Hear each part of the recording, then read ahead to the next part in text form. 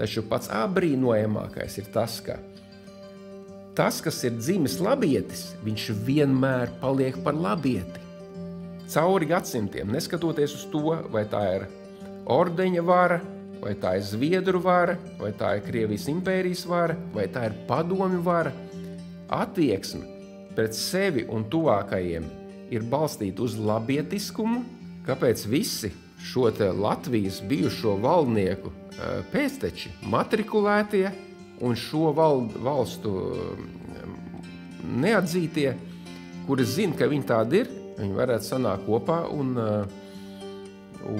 varbūt izvēlēt kādu savu pārstāvi. Šo spēku un šo intelektu, inteliģenci un šo labietiskumu apvienojot, Latvija tikai iegūtu. Tas, kas pārdzīvo laiku, 100 gadus un 1000 gadus, tas ir noslīpējies kā dimants, kā briljants.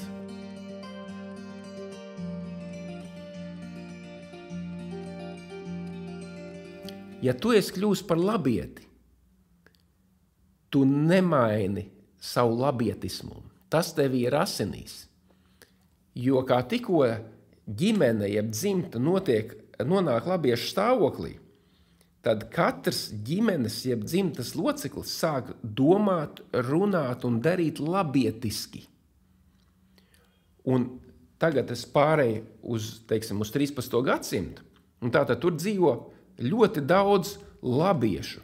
Iedomājies, mans mīļais draugs, ka Latvijā ir zināmi apmēram 520 pilskalni.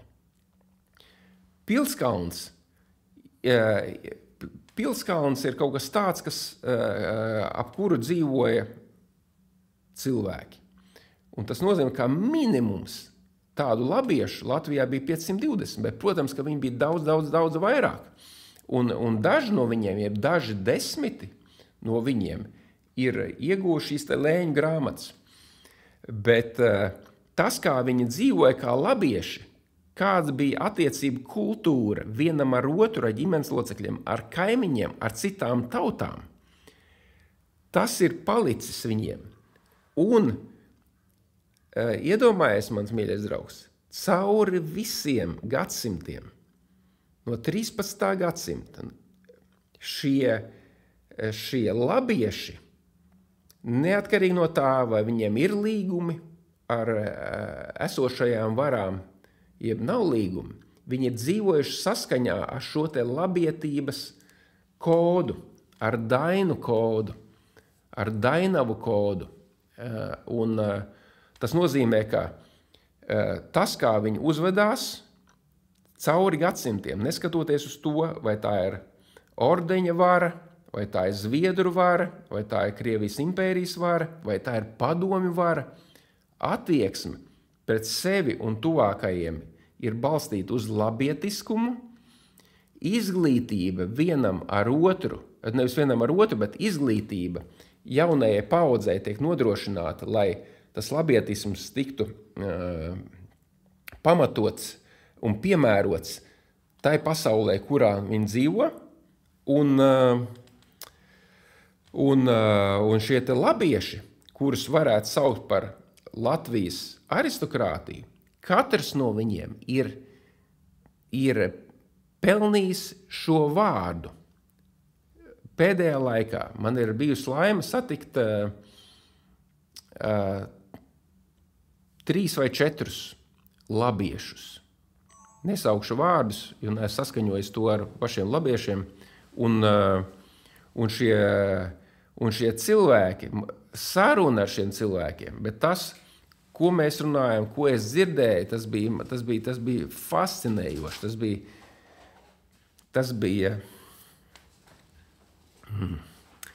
Tas bija cieņas un respekta pilns, jo kaut ko tādu es nevaru iedomāties. Nāk prātā tā latviešu, tā teikt, galda dziesma, lai ar kādu vēju pūš viss pūtīs pāri. Tātad iedomājies, neskatoties ne uz kādām svešām varām un sapratnēm par pasauli, tie cilvēki saglabājuši savu labietismu.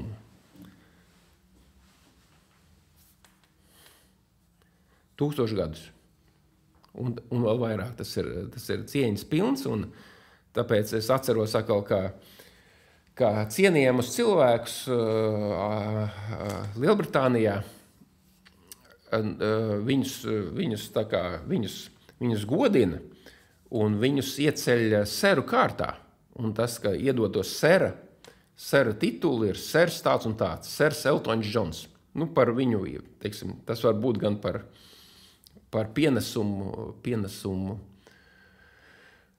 kultūrā un tā tālāk un valstī. Un tad es domāju, ka katrs šis te Latvijas labietis, kurš ir saglabājis šos labietismu, būtu jāiesvērta šajā kārtā. Jo līdz šim mēs esam, es pats esmu saucis par dižgariem šos te kultūras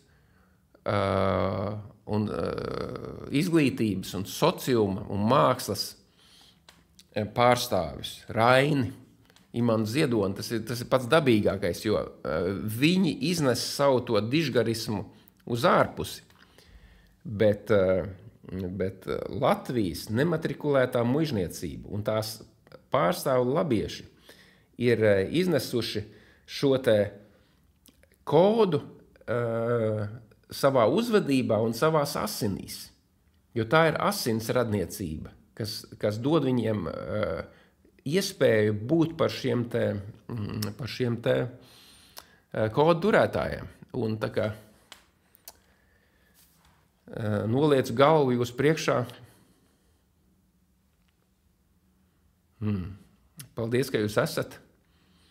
Es zinu, ka Latvijas nematrikulētai muižniecībai ir savstarpēji droši vien ir dažādas tās pašcilvēcīgās problēmas, kas pārējiem, un vēl papildus problēmas dēļ tā, ka jūsu stāvoklis atrodas starp zemi un debesīm, un tā teikt, šī muižniecība nav atzīta līdz galam ne no šīs pasaules kārtības un varenajiem, ne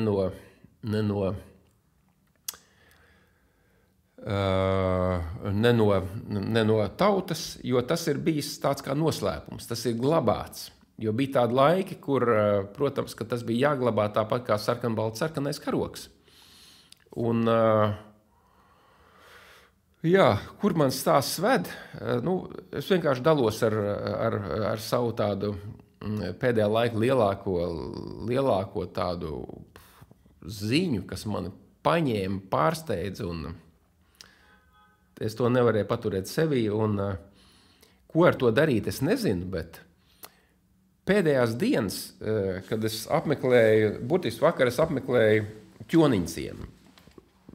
Nu, es neesmu pārliecināts, ka katrs no tiem, kas man klausās, zina, ka ir tāds ķoniņciems.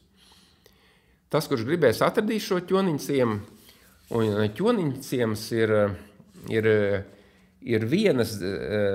būtībā vienas dzimtas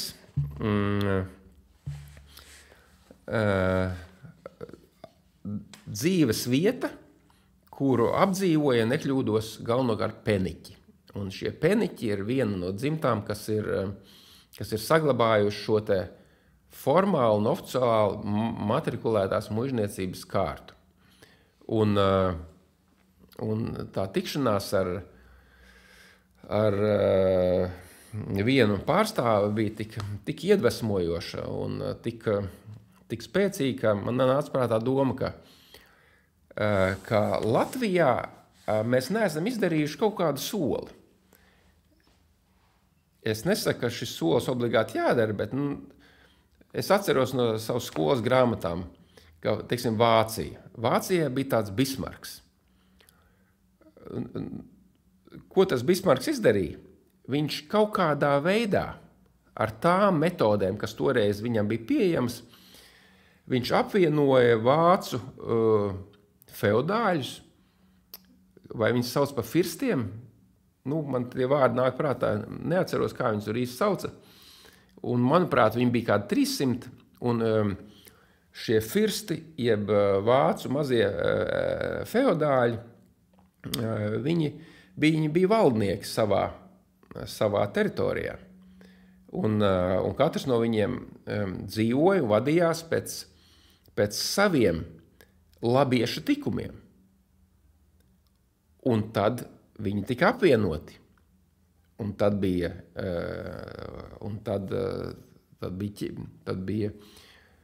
monarhija, un tad bija ķeizars. Nepretendējot to, ka tas ir labi, bet katrā ziņā tad tajās valstīs, kas ir monarhijas,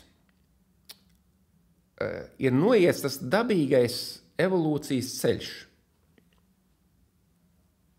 Un tas, ka mazu valdnieku zemes un teritorijas apvienojot lielākā iekārtā, rezultāts ir labs, par to nebūtu jāšaubās, jo notiek mazāk iekšējo cīņu un vairāk kopējā labuma, vairāk kopējā spēka. Un varbūt kaut kādā veidā, kaut vai sociāli, kā saka, mums tas būtu kaut kā jāizdara. Kāpēc ne? Kāpēc visi šo te Latvijas bijušo valdnieku pēcteči matrikulētie un šo valstu neatzītie, kuri zina, ka viņi tādi ir, viņi varētu sanākt kopā un varbūt izvēlēt kādu savu pārstāvi, tādu, kurš varētu būt cienīgs šī vārda nesējs. Un tas varbūt, es nezinu, kā tas iet kopā ar mūsu pasaules mūsdienu kārtību, bet tas, ka pašiem šiem te bijušiem latviešu valdnieku pēctečiem, šiem te labiešiem, būtu labi apvienoties, tas ir vienkārši dabīgs process. Apvienojas visi, ekstrasensi apvienojās un biznesmeņi apvienojās, un kāpēc lai to neizdarīt arī nematrikulētā mužniecība? Pie tam es vēršu uzmanību. Tas, ka viņi ir šo varu atzīt, tas, ka viņai ir lēņu grāmatas, tas ir sekundāri. Tāpēc, ka šī te vara, jeb svētība, viņiem ir Dieva dota. Tādā nozīmē Dieva dota, ka viņi ir bijuši labākie, gudrākie, respektējamākie cilvēki savā 13. gadsimta vecajā pasaulē. Viņi ir dzīvojuši pēc dainavu, pēc dainu un latviešu zīmju kodu principiem. Un šo spēku un šo intelektu, inteliģenci un šo labietiskumu apvienojot, Latvija tikai iegūtu. Tāpat kā Latvija iegūst no jebkuras apvienošanās. Teiksim, ja Latvija ir iegūst noteikti no darba devēja konfederācijas, no Latvijas tirdzniecības un rūpniecības kamera, tātad Latvija noteikti iegūt arī no Latvijas formālās un neformālās nematrikulētās mužniecības apvienošanas. Kaut kā tā. Jā. Tā kā vēlreiz, ja tu mans cienījamais skatītāji un klausītāji neesi iepazinies ar, nezini, kas ir kurši ķoniņi, tad viens ir, ka var aizbraukt uz ķoniņciem, bet otrs ir arī grāmatas. Šī nav vienīgā. Tātad ķoniņu brīvciemi, ir arī nelielāka izmēra grāmatas un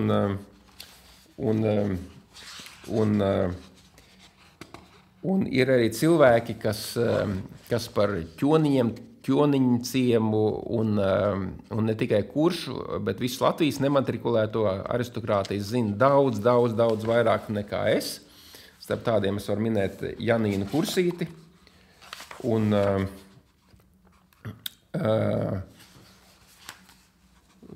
sāksim ar Janīnu Kursīti. Agris Dzenis, vēsturnieks un pētnieks un vienkārši šīs lietas pārzinātājs. Varat vērsties pie viņiem un jautāt viņiem. Tā, kaut kā tā. Tāda saruna, es domāju, ar ko tad beigt. Es novēlu, lai katrā tevī pašā saplauks sapumpurot zars. Un lai katrā uzplaukst gaismas pils. Lai viņi uzplaukst iekšā un tad, lai tas izplatās uz āru.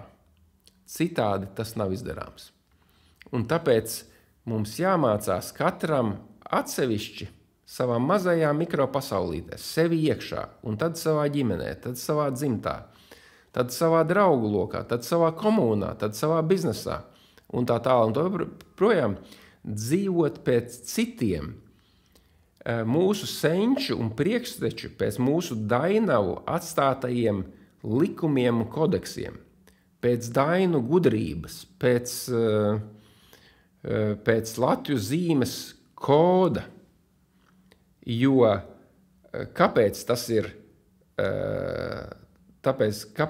labāk? Tāpēc, ka tur valdīja un joprojām valda dievišķa kārtība. Dievišķa kārtība atšķirās no tumsonīgas nekārtības, jo tur nav aritmijas. Tur nav aritmijas attiecībās, tur nav aritmijas domās, vārdos, darbos un rīcībās. Tur katrs cilvēks kļūst par labieti, sekojot šiem te likumiem. Un šie likumi ir daudz, daudz spēcīgāki par jebkuriem šīs pasaules mums zināmajiem likumiem, tā skaitā neformālajiem. Kāpēc? Tāpēc, ka viņi pārdzīvojuši laiku. Tas, kas pārdzīvo laiku, 100 gadus un 1000 gadus, tas ir noslīpējies kā dimants, kā briljants. Un tas, kas noslīpējies kā dimants un briljants, tas ir arī tas instruments, kas ļauj tai gaismai iekšā uzzist. Tā kā, lai top, kam jātop, neaizmirstam, ka katram ir roka jāpieliek, lai lielais darbs uz priekšu tiek. Un jebkurš, kurš grib dzīvot laimīgā pasaulē, mēs nevaram neieklausīties mūsu senču atstātajā gudrībā jeb kodā. Tur ir lielā patiesība, tur ir lielā zināšana, tur ir mūsu pirmtautas dainava aicinājums. Viss šodien. Paldies!